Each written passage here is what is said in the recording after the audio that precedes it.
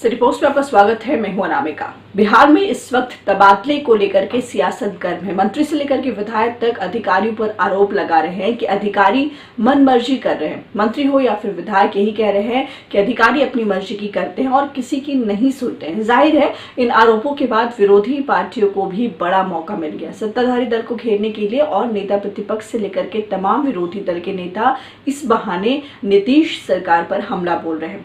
लेकिन सवाल उठता है कि आखिर तबादले को लेकर के इतनी ज्यादा हाय तौबा क्यों मचती है? आखिर तबादला होता ही क्यों है? बिहार के पूर्व डीजीपी और वरिष्ठ नौकरशाह अभयानंद ने तबादले पर बड़ा ही दिलचस्प राय दी है। जी हाँ, अभयानंद कहते हैं कि एक सरकारी पदाधिकारी जब किसी एक जगह से 2 सालों पर, एक ही जगह पर 2 सालों से अधिक रह जाता है तो वो मानसिक रूप से आश्वस्त हो जाता है और स्वाभाविक रूप से निश्चिंत हो जाता है कि वो उस स्थान पर अनंत काल के लिए रहने वाला है। इस परिस्थिति में गलती पर गलती करता जाता है और ये मान करके कि कोई अगला अफसर उस स्थान पर कभी नहीं आएगा जो उसकी गलतियों को उजागर कर सकेगा, बता सकेगा। ये सोच जो है काफी घातक है। धीरे धीरे ये सोच अहंकार का रूप ले लेती है और अगर हर वर्ष 2 वर्षों में तबादले होते रहते हैं तो ऐसे अधिकारियों को एक जगह पर जमा होने का मौका नहीं मिलेगा। कई दूसरे फायदे भी हैं तबादलों के।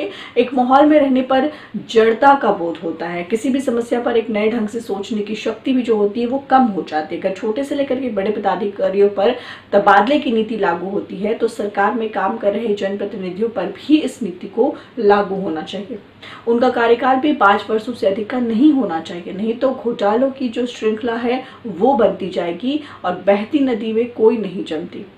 अंग्रेजों ने एक स्वस्थ प्रशासनिक परंपरा बनाई थी जिसका नाम निरीक्षण था। आईएएस और आईपीएस अफसरों से लगातार निरीक्षण करते रहने की अपेक्षा होती थी।